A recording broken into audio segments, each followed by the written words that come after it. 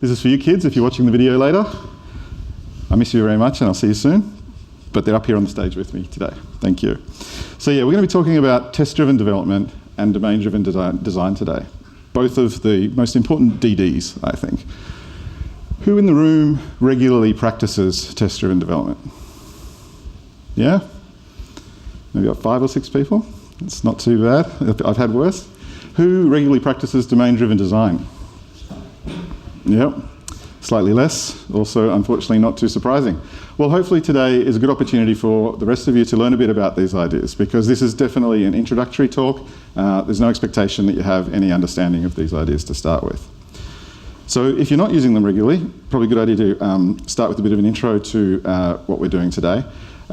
We are going to actually be live coding a system. And by live coding, I don't mean I'm actually going to be writing every single line of code, because that would take quite a while. But we are going to be stepping through the natural evolution of a code base and the way it evolves when I practice test-driven development. We're going to be doing a pretty typical kind of domain, one that I've seen in coding tests for job applications and various other things, which is like a university enrollment system. So we have a student who enrolls in a course, and courses are assigned to rooms. And this is the heart of probably the most sort of essential part of the domain for our demonstration today, which is that rooms have a capacity. We can't fit more people in the room than there are seats, and so we can't let more students enroll in the course than there is capacity in the room that the course is assigned to. Pretty straightforward, right? Does it make sense to everybody? Yep, pretty simple domain. And so this kind of domain model or entity diagram is something that you might have learnt to do at university. If you did entity relationship modeling, maybe this is something that you might have pulled out of like a database model. And this is a pretty typical way that a lot of people approach thinking about the nouns in their domain when they first get started. So think about, we've got students, we've got courses, we've got rooms. These are the nouns.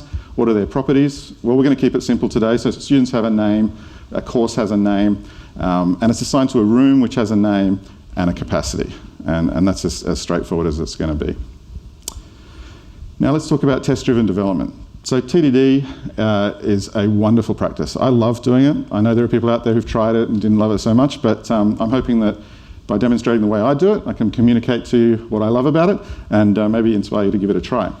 This diagram here illustrates the 3 key phases in a test-driven development approach. We've got our red phase, which is where we write a failing test. We've got our green phase, where we make the test pass. And then we've got our refactor phase, where we kind of clean things up a little bit. And as you see, it's great to do that. It's very important not to forget to do that. So that's the preamble. We're actually going to dive straight into the code now. So let's go have a look at this. I think it's this way. So is that zoomed in enough for everybody? Yep. I know you can't see any code yet because I haven't written any, because we're starting from the ground up, like I said. But I'm not going to write every single line of code. What I've got here on the left is the tests running in a watch loop.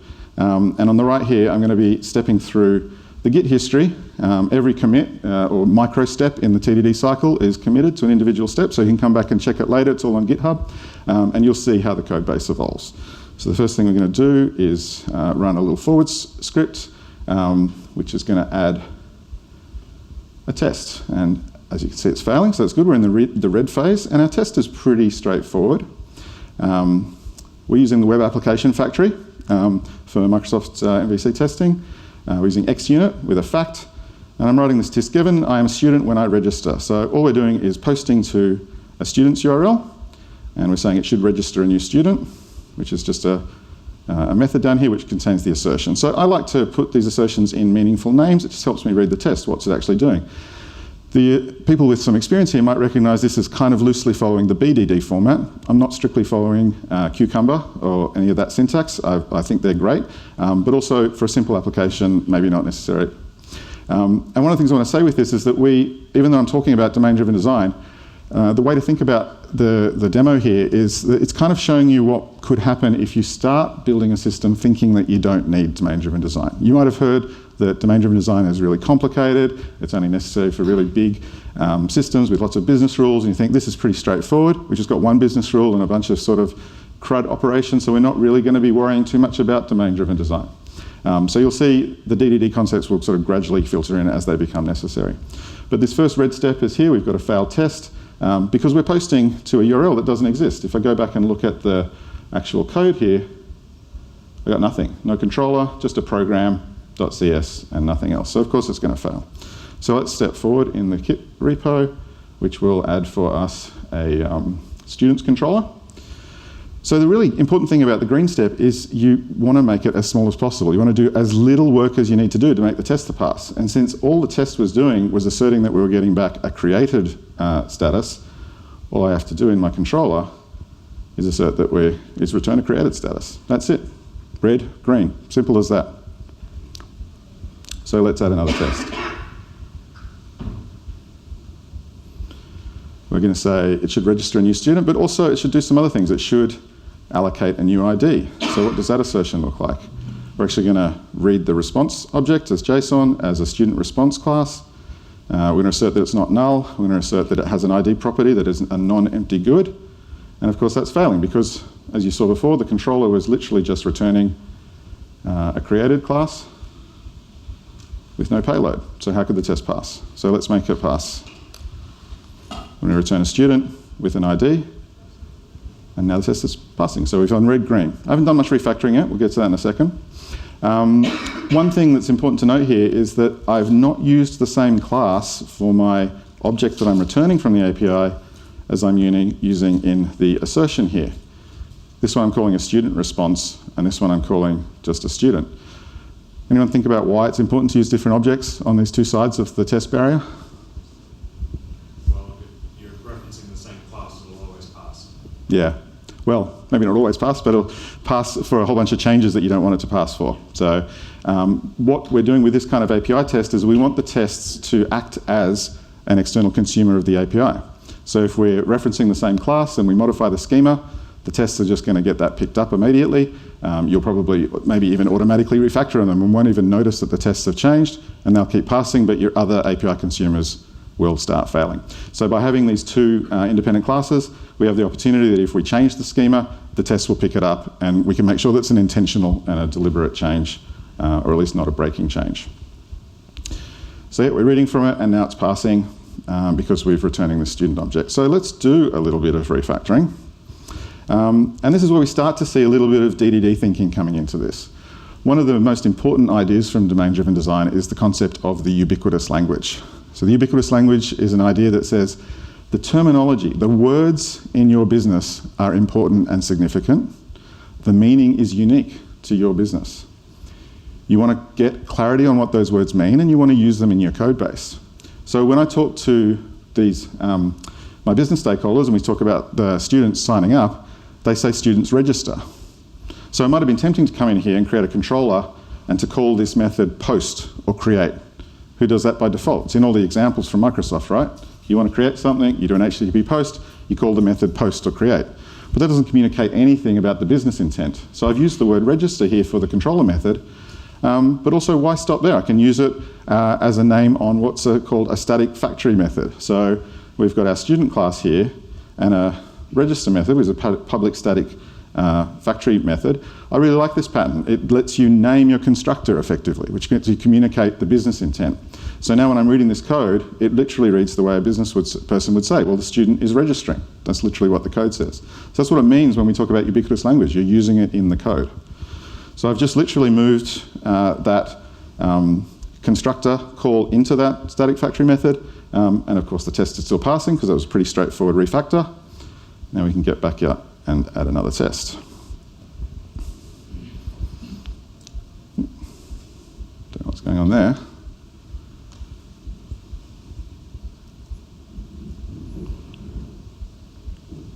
There we go. Something in the Git switch. So the next thing we're going to do is it should show where to locate a new student, which is how we describe what's going on with the location header. So when you do a create, as we said before, we're getting the created status back on the API. We're allocating an ID in the payload, and we're also checking the location header. But of course now it's failing because we've got a not null assertion. We don't have a location header.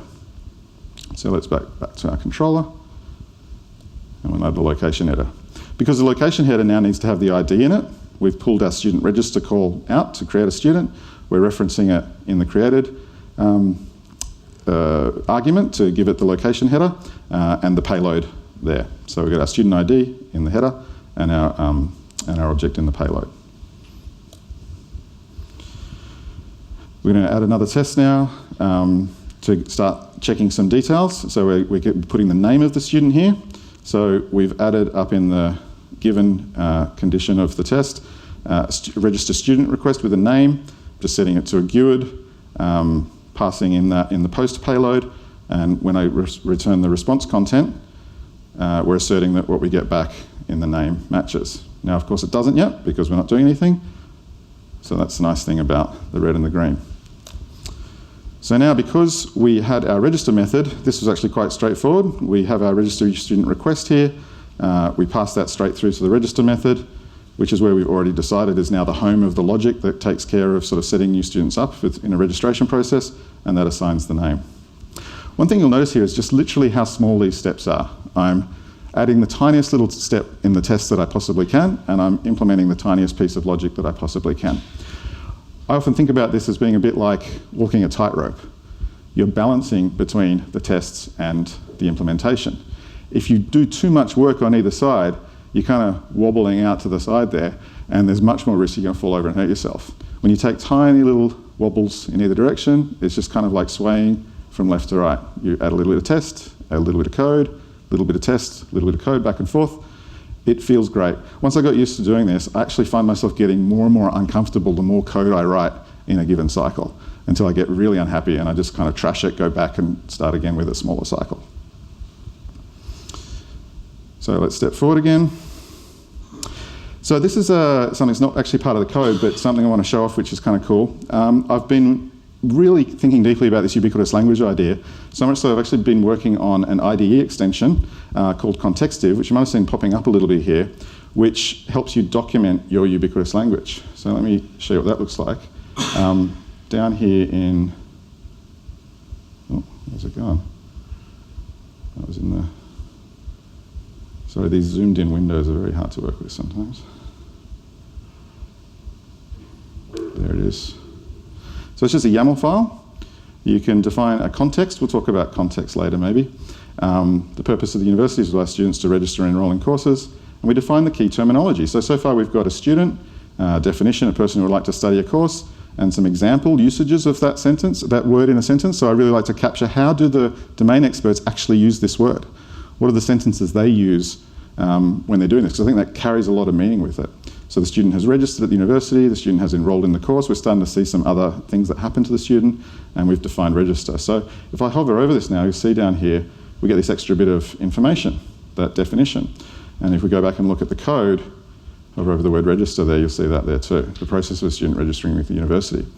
The thing that's cool about this is it's not tied to the language that you're using. It's not tied to the code at all, in fact. It's just looking for the words. So that same definition will pop up whether you're writing TypeScript or C# or Java or SQL or anything.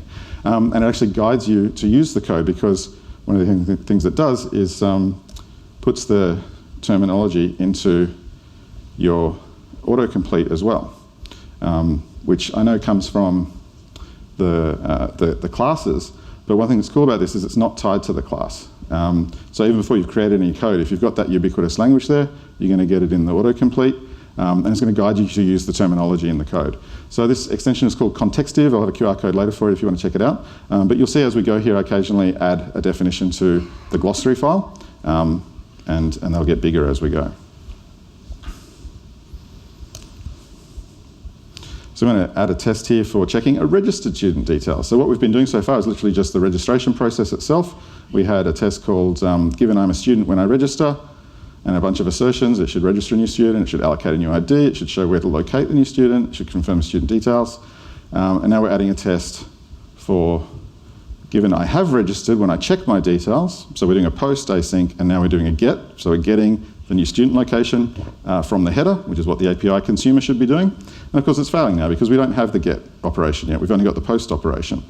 And what's cool is that I can reuse, well, I'm going to be able to reuse some of the assertion methods that I had before, but for now we've added a new one, which is that we're expecting an OK response. For the registration operation, the post, we're expecting a created response, now we're expecting an OK, and we're not getting it. So let's add a get response to,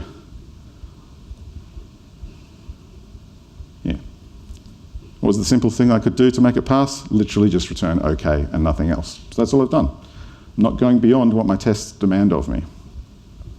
But pretty soon we're going to add some tests that do demand a bit more. We're going to add a test that says not only should it find the new student, it should confirm the student details, which you might recall was a method that we have already implemented, and confirms that the ID is the same, and it confirms that the name is the same.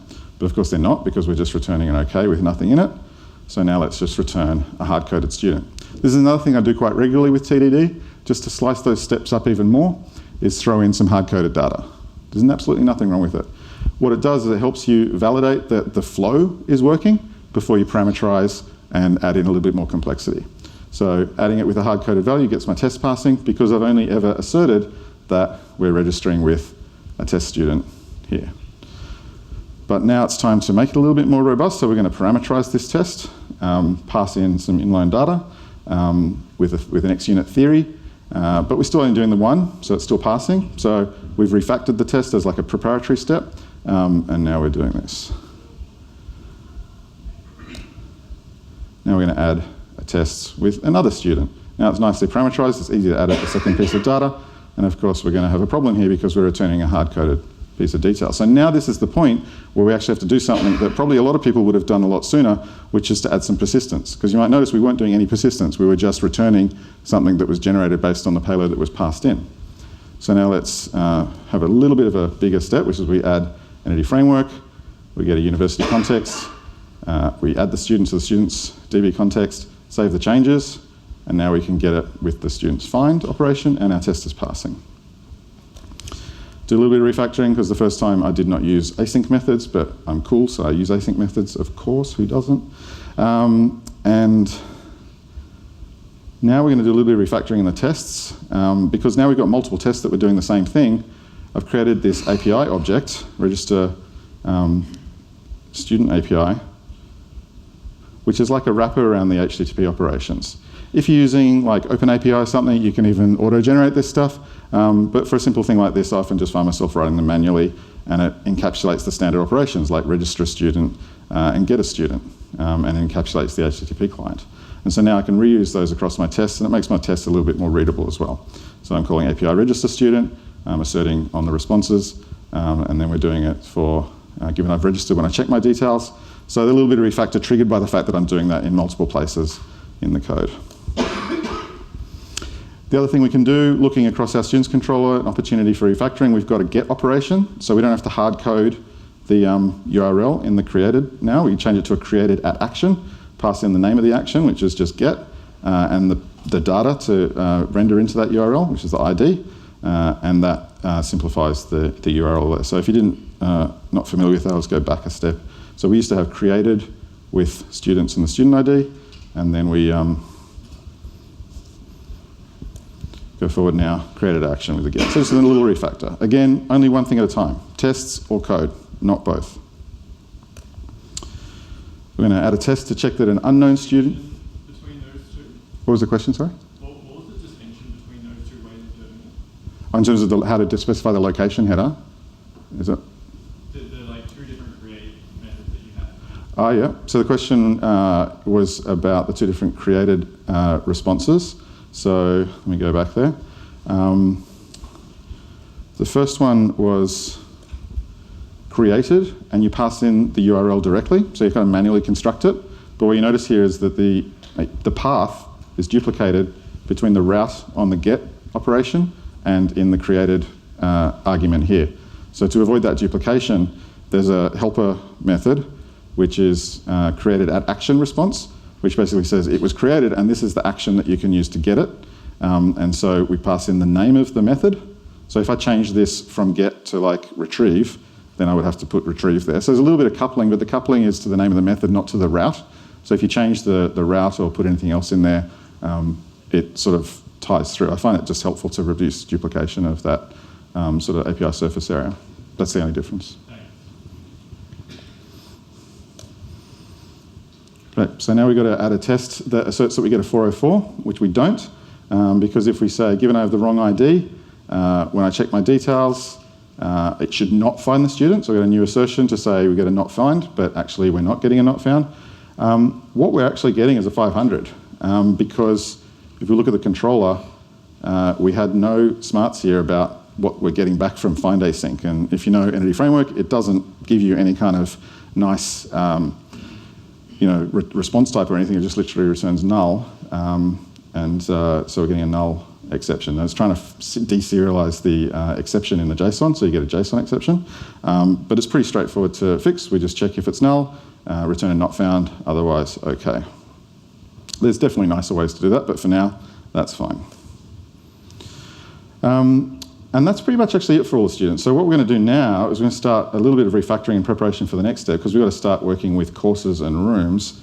And we're going to move all of that student stuff into a subfolder called students, because we're just putting it in the root folder while we're working on it. And this is an example of what you might have heard called sort of vertical slice architecture in action, which is, who's got a project where the folders at the top level are controller, application service, domain, persistence, right? So that's your typical maybe ports and adapter or clean architecture inspired style. And there's really good reasons for that style. A lot of people have worked on projects for a long time, and they found that the kinds of changes they experience mean that it's nice to isolate the different layers. You've got an adapter layer that's responsible for interacting with a particular interaction style, so maybe a REST adapter, and then maybe later you need a gRPC adapter. And so you've got these independent adapters that work with different interaction ports into the application.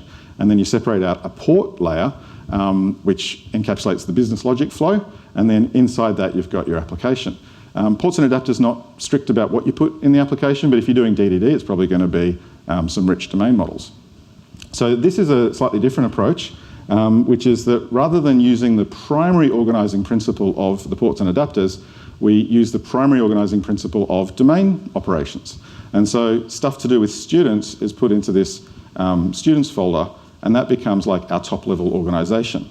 Now, I'm not strictly following ports and adapters here. I mean, there's a loose analogy with it, but you can see because I still have separation between the controller and the student, so there's still like a layering within the primary organizing principle. So I often think of it as like, what's your primary and what's your secondary organizing principle in your code?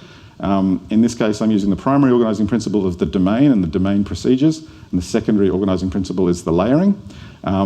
Whereas if you're doing strict full-on ports and adapter, your primary organizing principle would be your layering, and then your domain concepts would be separated within it.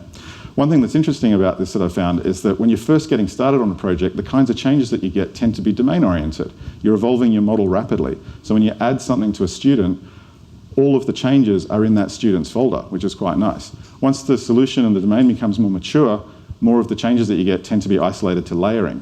I think this is one of the ironies of the situation, is that the optimal structure depends on what stage of maturity you're at, but of course no one ever gets the time to change the structure as the maturity evolves, so you kind of get stuck with what you started with. But notwithstanding with that, I do like to start with the vertical slice approach, and then I find myself pulling out into more strict global ports and adapter if and when I find that to be sensible. Yep. How do you organize your namespace? Like, don't you find that, for example, like if you just adding the namespaces for inclusions or on the uses or what have you, then certain classes, for example, generic ones might require too many of those namespaces, or how do you go about that? Yeah, so the question is about namespaces. So you're saying if you follow this domain slicing, you find yourself importing a ton of things from other domain slices. Yeah, so I actually find that a really helpful signal that maybe my domain slices aren't so well encapsulated as I would have liked. Because if you've actually done some domain modeling and you've found good boundaries that are domain aligned, you shouldn't find yourself needing to reach into other namespaces too often. So actually most of the dependencies are actually encapsulated and contained within that namespace of students. And then occasionally you'll find one or two little references outside when you've got complex relationships and stuff. You'll actually see one popping up later as we get to the relationship between courses and rooms. But yeah, so I think it's actually quite helpful because that cross-domain dependency can get obscured when you are following the strict ports and adapter pattern, because you're sort of seeing you just kind of get used to saying, okay, there's dependency from my adapter layer to my ports layer, from my ports layer to my domain layer. But you're not focusing so much on the cross-domain concept dependencies. So we moved the student activity with student subfolder. We're going to do in a separate commit the same thing on the tests. So we go back to the test now. We've got, sliding too far into the object folder. So a students thing with our student API, student response, student tests, and that's all neatly encapsulated. So I'm actually going to skip through the next chunk of things pretty quickly because it's not so different to what you've just seen. We've got students. We're going to start adding rooms. So set up a rooms folder, start adding room tests, and we just sort of follow a similar pattern. We're starting by asserting that we can post to rooms and that we get like a created response back, but nothing else, and we just build it up from there. So let me flick through this pretty quickly. But you'll follow, if you're sort of following these commit messages, red, green, refactor is the pattern. Bunch of refactoring, red, green, refactor, red, green, red, green.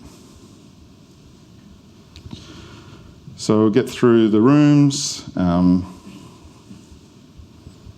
rooms to the DB context, checking the 404, starting tests for including courses. So now we've got a third domain concept. We've had our students, our rooms, and now our courses. Similar kind of thing. Need to scroll down here so you can see the autocomplete. That was a green step and it's green, so that's nice. Adding the course and catalogue terms to the contextive definition. So just to show you where we're up to with that, the glossary is now getting much bigger. We've got rooms with a capacity and the verb associated with them was set up. So set up the process of defining a new room. So again, we're not using create. We set up rooms, we register students, we include courses in the catalogue. So the verb for courses now is going to be catalogue and include. We'll get that in a second. So the catalogue is the list of courses that are available for the students to enrol in.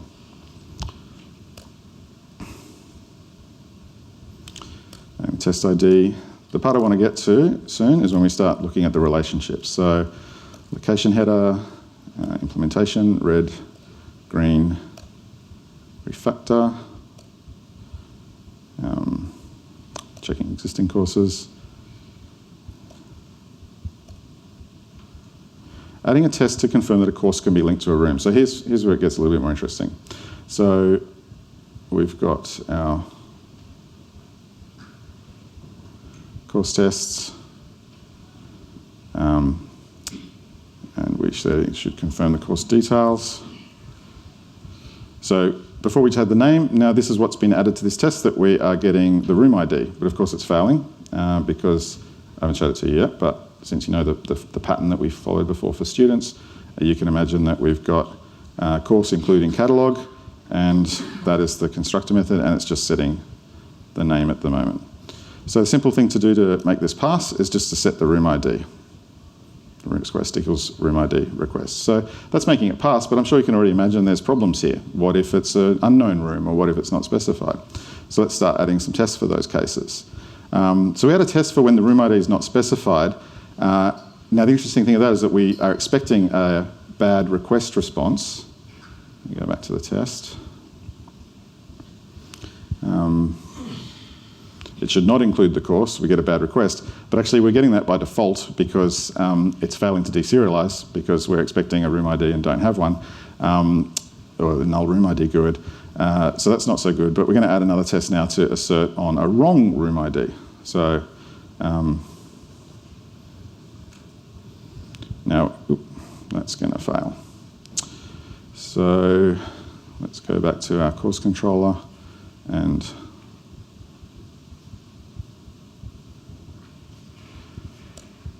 I'm going to look for a room, and if we can't find the room, we'll return a bad request, and then if it's all good, we're going to include it in the catalogue. So now the test is passing. Now there's actually a nice little refactoring opportunity here, because this is a pretty simple example, but what we're doing here is a kind of domain validation. It's not strictly input validation, because we haven't done any input validation yet, because we're actually going and looking in the database. So this is a domain rule that's being enforced here, that the room must be a known room ID when we assign it to the course. So in the ports and adapter sort of influence, even though I'm not following strict ports and adapter, I kind of look at this and go, hang on, this smells like a domain rule. Do I really want that up in this controller, considering I've got this nice course domain model with, include in catalog method, which is where we've said we're going to encapsulate all of our kind of constructor logic. This should be... When the window's so small, you can't actually get to the code behind the... There we go, snuck in behind the pop-up. Yeah, so we've got this place here, which is where we said this is the place in the code where we can create new clauses. So that's where the domain rule should be. But we've got this situation where people often struggle with this, is that the domain is isolated and encapsulated. It can't connect to the database on its own. So what do we do? So there's a really simple thing that I like to do, which is just kind of like switch the sequencing. So you get the room and you pass the room in, and then the null check for the room is inside this method. If room is null, then return null. So it's a very subtle distinction here, is that now, before we were returning bad request if we had a null room, now we're returning bad request if we have a null course.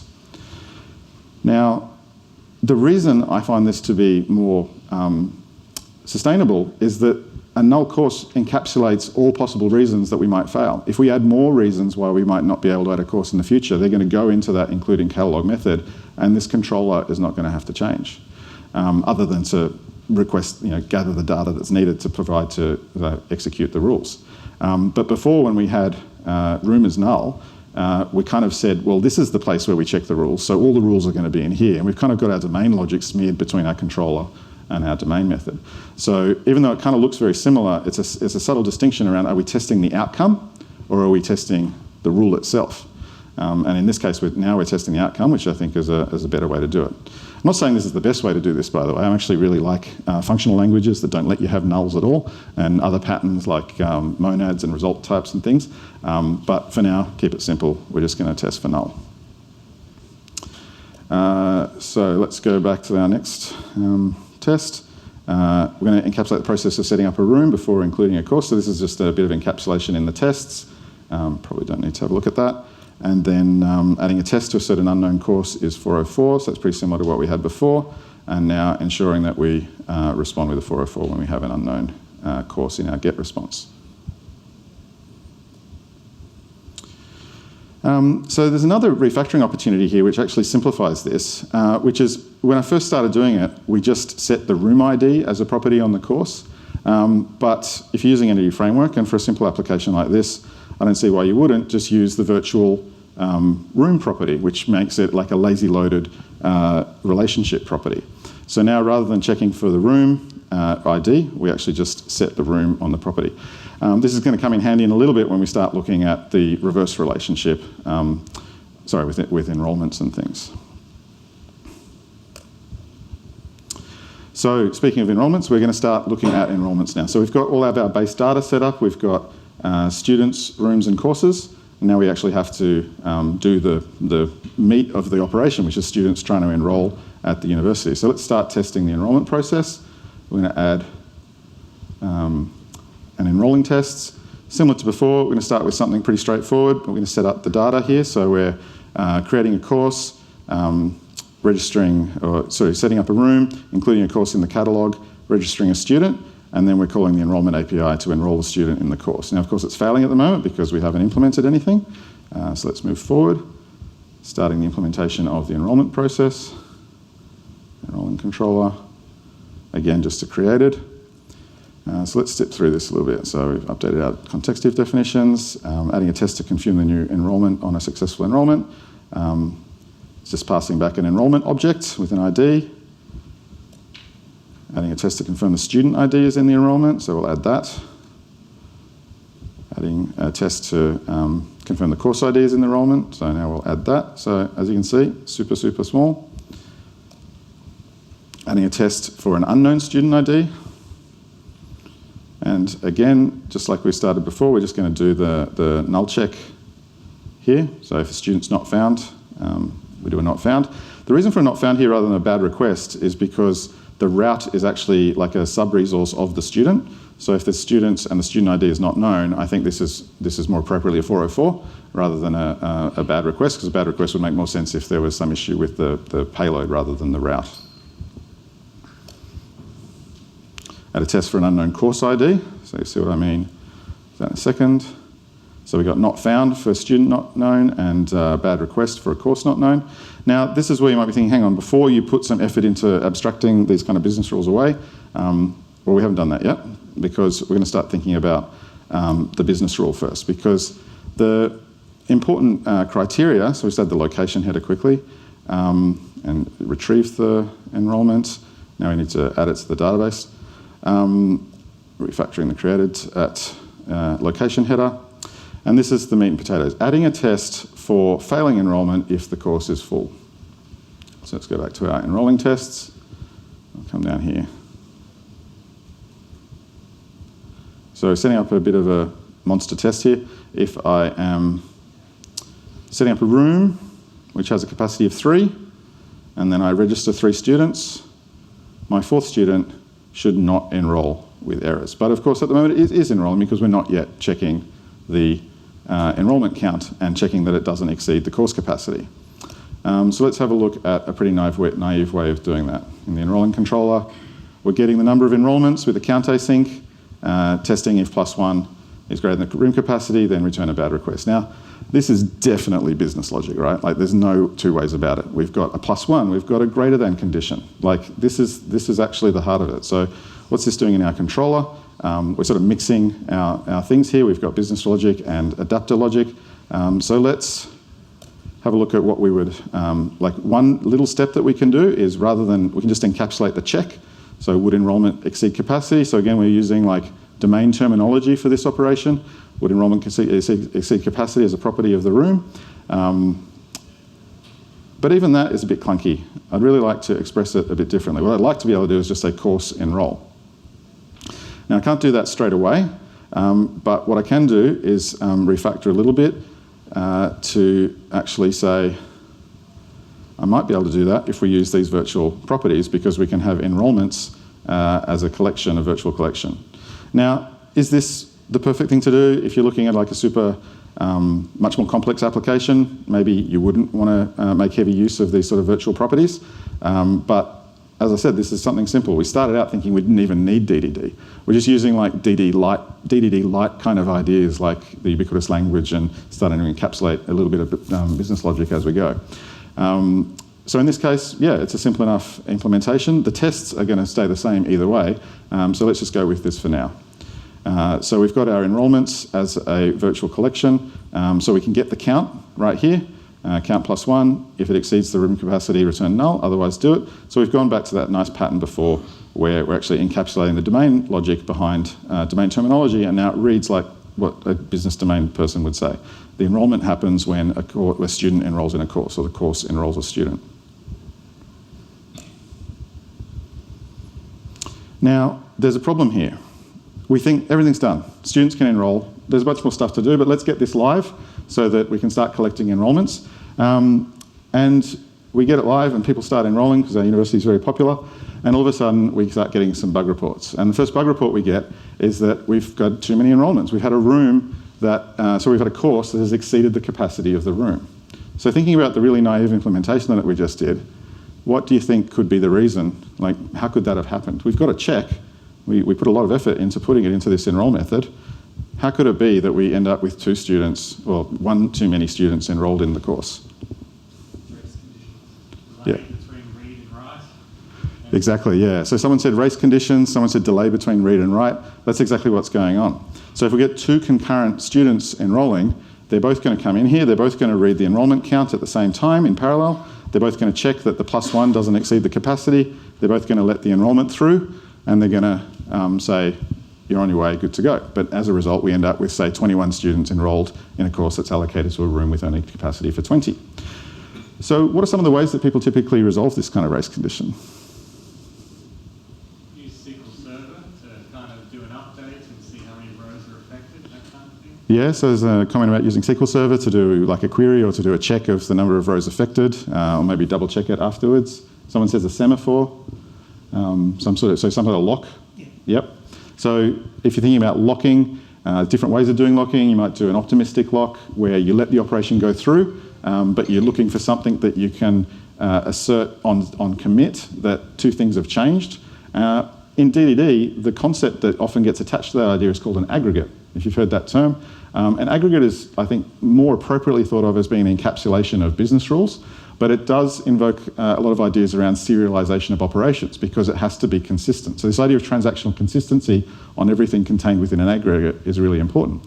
There's a whole bunch of different ways you can do that. You can do pessimistic concurrency where you lock the operation at the start and hold the second one up, so you sort of serialize activity through it. Or you can do optimistic concurrency where you let both of them through, but you need a concept that when you do the commit, you'll be able to detect that it's changed. It's quite tricky in this situation because what's the concept that changes? We're not actually updating a property of the room or the course, we're just adding an enrolment entity.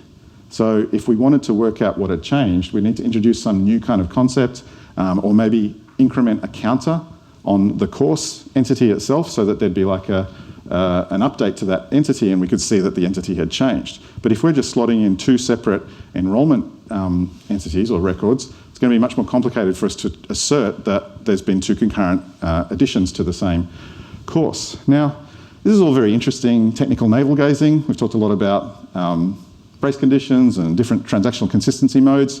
And I have to say, none of it has anything to do with the domain. So this is where I say, actually, maybe we do need to do a little bit of domain-driven design here, like some proper domain-driven design. So let's go back to the slides. I'm going to show you something. Who's heard of event storming? Yeah, a couple of people have done it. So this is what would have happened if we had done an event storm about this whole thing. If we had said, let's get together with some domain experts and map out what's the business process here. So it's pretty straightforward. We set up the room. So the room has been set up.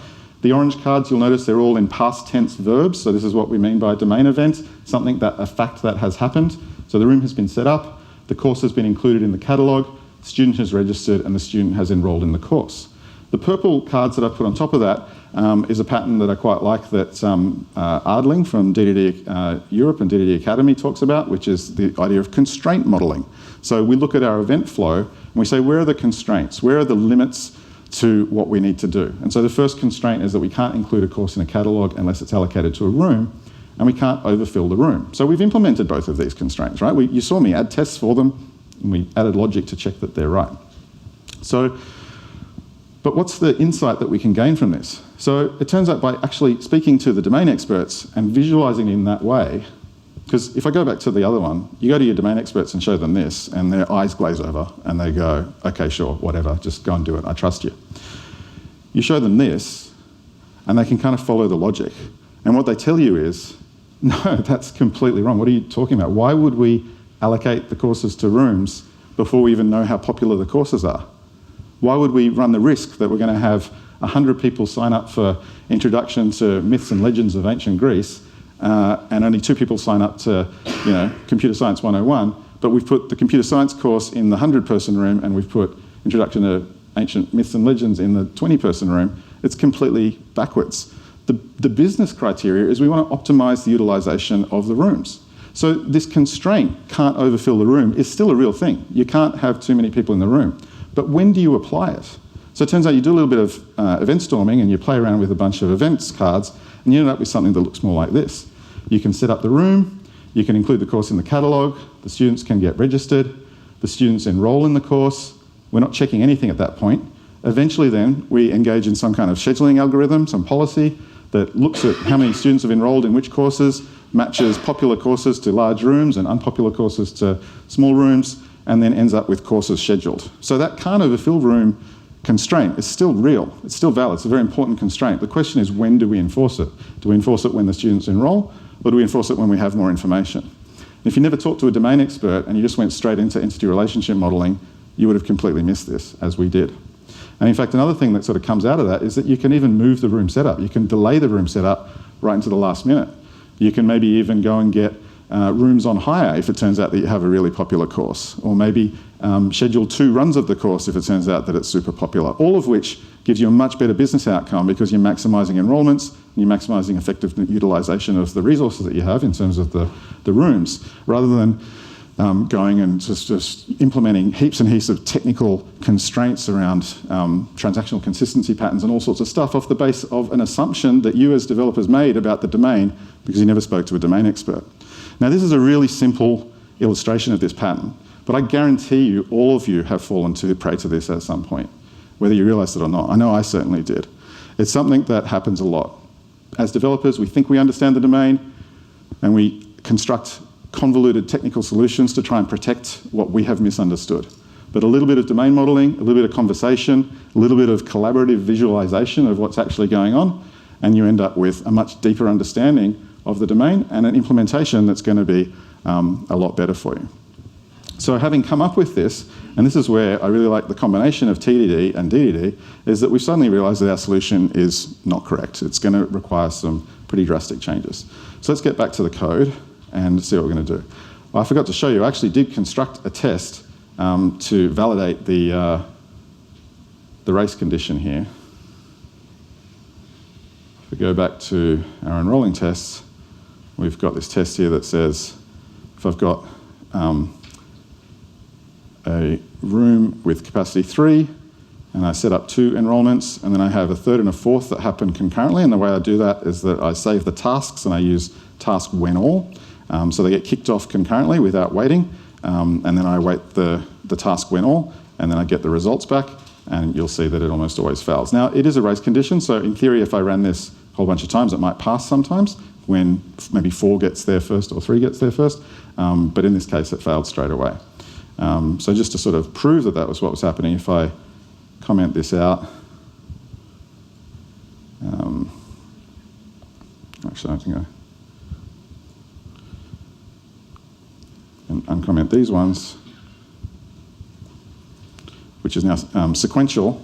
We're awaiting the third student and then awaiting the fourth student, then it should not roll those as passes. And if we go back to the concurrent situation, it goes back to probably failing straight away. So the race condition is real, and we've constructed a test to validate that.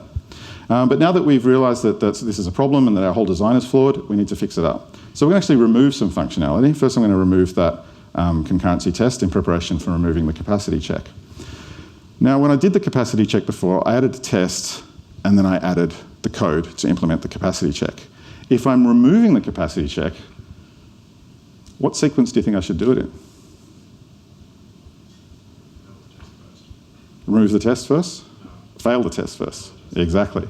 So a lot of people think red-green refactor means test implementation refactor, but actually it means red-green refactor. And red can go red because you've modified the tests, or it can go red because you've modified the code. So when we're removing functionality, I prefer to make it go red by removing the code, checking that the correct test has now gone red, and then removing the test.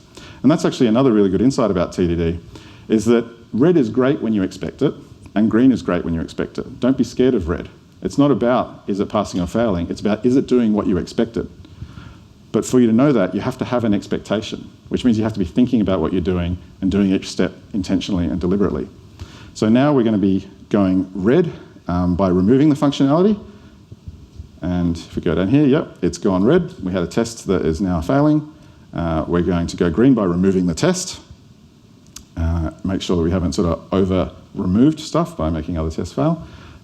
Removing it for blocking enrolment. We're going to remove the functionality for setting the course room ID on the course being included in the catalogue, because now we don't need to set the room ID when we set up include the course in the catalogue, and then make that go green. So we're sort of unwinding a few bits of functionality. Now, I don't know about you, but this kind of whole cloth refactor and change to the behaviour is something that makes me quite nervous unless I have all these tests. Having all these tests gives me great confidence because I'm seeing the precise test fail that I expected to fail, and I'm removing it. And then I'm seeing it go green again. And all the other functionality, I'm very confident, is still correct. So I just embark on this kind of refactor without a care in the world because I'm protected by the tests I've been adding as I've been building up the code base. So let's start testing the scheduling process. We're going to do a couple of things here just to sort of set up some sort of infrastructure. So we're going to add a controller for the scheduling route. I can show it to you, but it's kind of the same thing we've been setting up here. It's a new domain operation, so it goes in its own thing. You'll notice that I've got some domain operations are kind of entity-oriented and some are more process-oriented. I generally like to push things toward being process-oriented as much as possible, but like I said, when we started this project, we didn't even think it was going to be that complex. So we might change that later. Add the controller, add a scheduling term to the contextive definitions, add a test for the contents of the schedule response, set up a response. We're going to do like a really simple kind of hard-coded response now, which is going to get all the rooms and all the courses, and we're literally just going to return the courses as being scheduled, which set the room to the course and say, hey, let's assume we've only got a single room and a single course, assign the room to the course and return it. So this is the test that asserts this, even though it's a very simple case, is guaranteed to be correct even as we introduce more complicated cases. And that's once you start getting into this kind of more complicated business rules, that's a really important thing to think about. can see here I've set a TIS given I'm admin when I schedule courses. I've included a course. I've registered a single student and I've set up a room with a capacity of 1. And now I expect that what it gets back is that the single course is allocated to the single room. But the nice thing about this test case is it's so simple that even when I add a bunch more test cases that are more complicated, this test case is still valid. But it's a really simple test case that I can make pass with a really simple implementation. So as the implementation gets more complicated, this can just sit here without being modified. So this art of kind of identifying what are the simple cases that I need to add first to help me get started with my implementation and then add more complicated cases over time is actually a really important part of doing TDD in my experience. And so that's kind of what we're doing here. And in fact, this is a sort of a point where you realise that actually this is going to get quite difficult to test because we've got queries, we've got things that we need to like check multiple aggregations. We don't know how many enrolments there are for a given course. So now I'm going to move into a layer of testing that we haven't seen till now. A lot of people might have been a bit surprised that I haven't done this just yet because all my tests have been at the API level, but now I'm actually going to write a unit test, or what some people would typically call a unit test, which is a test around a scheduler algorithm, which is actually like a domain service at the domain layer. Now, the reason I'm dropping down to this test at this level is because it just is so much more efficient for me to construct the test scenario if I can just manipulate the domain objects directly. And so when you do get these complex business rules, this is the layer that I prefer to operate at. But there's a trade-off here. By testing at this layer, I'm losing something that I gain by testing at the API layer, which is protecting the refactorability of the application. If I'm only testing the public API, then it's guaranteed that I can change the internal guts of it completely and those tests will still pass, and that means I'm protecting the contract that I have with my consumers. As soon as I start writing tests of an internal component, an implementation detail that my consumers are not aware of, I'm now restricting the refactorability slightly. But in this case, I've decided the trade-off is worth it, because if I insist on testing everything at the API level, it's going to be cumbersome to set up the test data. By testing at this domain level, it's a lot simpler. But it's important to be aware of the trade-offs here. Don't just go and do this blindly because you think, oh, I must test my domain models. It means it's much harder for you to change those domain models. Test the public contract as much as you can. But in this case, I've decided I've got this complex algorithm. I want to have a lot of test cases around this. I want them to execute quickly. I want to be able to set up the test data easily. So I'm actually going to test the scheduler using what a lot of people in the industry call a unit test. So we've got our test here. We're going to construct a list of course enrolments, which is kind of like a read model. It's not a domain model. It's like something that contains a course and an enrolment count. So it's something that kind of aggregates data, either from a query or a pre-constructed read model if you're doing CQRS, which I don't want to get too bogged down with today. We set up the room and we call the scheduled courses with the enrolments and the rooms, and we get back our result. Now again, the first test case we're setting up is kind of the same one, which is we got one course with 2 enrolments, and we've got a room with a capacity of 2, and we want to make sure that that room and the course get assigned to each other, which at the moment they are not yet. Where did my things go here? So it's failing, and if we go and look at the schedule courses method, it's because it's not implemented yet. So let's implement a really simple implementation.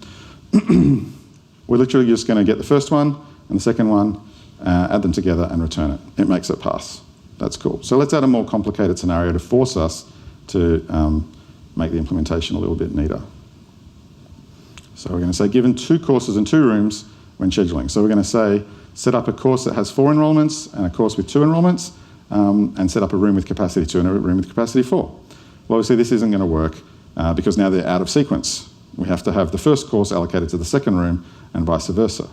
So let's go back here and implement that with a bit of a sort operation. So I'm going to sort the course enrolments by comparing them on the basis of the enrolment count. I'm going to sort the rooms on the basis of capacity and then zip them up and then allocate them just in that sequence. Now here's a great opportunity to refactor this. There's 2 refactorings we're doing here. One is that complex sort algorithm.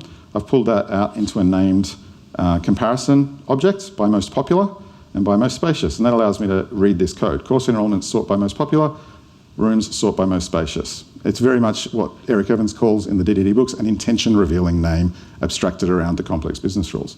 And similarly, I've added a course.assignedTo method rather than just setting the room on the object. Schedule courses add, and now we're good, and now it's passing. But I'm sure you can think of more complex scenarios as well, so let's add a few more.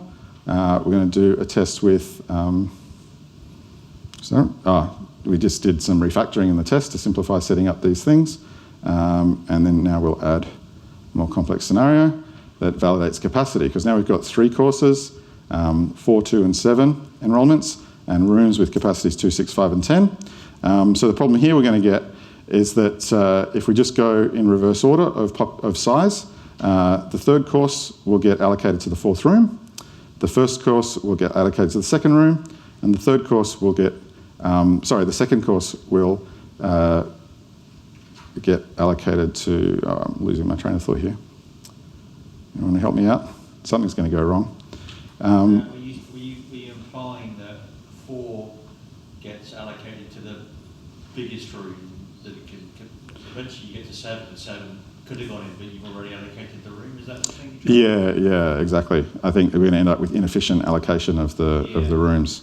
So this is failing because we've set up the expectation down here that room 3 ends up in, course 1 ends up in room 3, course 2 ends up in room 1, and course 3 ends up in room 4.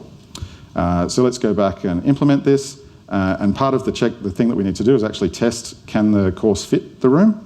Because the problem was that I think we were getting a course that was too big just because it was at the right point in the sequence of sorting. But now we check it before we allocate it or assign it, and now it's assigned, and that makes the test pass. So we've implemented capacity checking. So the last thing is we're going to add a test that actually links the results of that scheduling algorithm to the API. So we're going to add one more scenario at the API level. So really what we ended up with is just 2 scenarios at the API level, a really simple one and a little bit more complex one, just to validate that it actually is calling the scheduling algorithm. But that, as you saw, we ended up with like 4 or 5 scenarios around the scheduler algorithm itself. And we'll make that wire it up, and now we're basically done. And there's going to be one last step that we're going to do, which is interesting, because the whole way here I've been saying, well, we're not really doing DDD, we're kind of saying we're not doing DDD, are we doing DDD or not? It's kind of DDD light. We have kind of ended up with pretty encapsulated domain models, so maybe we are doing DDD. So what's a good way to find out if we're actually doing DDD or not? Well, the last thing I'm going to do is, not exactly the last thing, is I'm going to make all of my setters private, and all the tests still pass. So actually, it turns out we were doing DDD all along, because by protecting our business rules, protecting our properties with these encapsulated methods, it turns out that no other part of our code was setting any properties on our domain models, and that's kind of a bit of a flag to say, yes, you've encapsulated the business rules into your domain model. So it turns out that actually we have been doing DDD. So that's very nice. So that's the end of this demo. We've gone through a bit of a wild journey there. We set up what we thought was going to be a very simple application to start with. We ended up with something that was a bit more complicated because luckily, when we saw the race condition, we didn't just dive into technical implementation patterns. We went and spoke to our domain experts, learned more about the domain, and realised there was a much more valuable solution available to us. So if you're interested in checking out this source code, you can jump on GitHub here. The whole history of like 122 commits or something is in there for your browsing pleasure. You can commit it out, check it out in an old one, and use the forward script to just scroll through and see the evolution of it. If you're interested in that contextive extension, you can grab that. It's for VS Code and the JetBrains IDEs. It does have, I'm working on a Visual Studio implementation. They're not making it easy for me. If you go to this QR code, it goes to a website. I'm actually going to be launching soon a cloud version of this.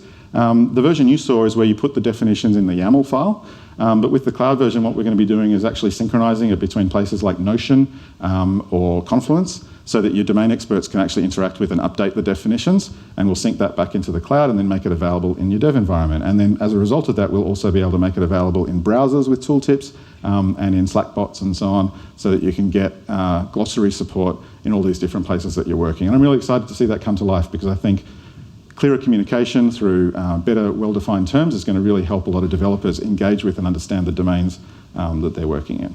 I'm also the co-organiser of a group called Domain Driven Design Australia. I think a few people in the room I saw were at our meetup last night with Ian and James. We hold meetups every month, once in alternating between Melbourne and Sydney, and it's live streamed everywhere if you happen to not be in the city where it's running. So if you found some of these ideas about domain-driven design interesting, please do join the meetup and keep an eye out for what's coming up. And finally, this is a link to my socials. Very happy for you to reach out if you've got questions or you want to chat about it. Hit me up on LinkedIn or Blue Sky. I love talking about this stuff.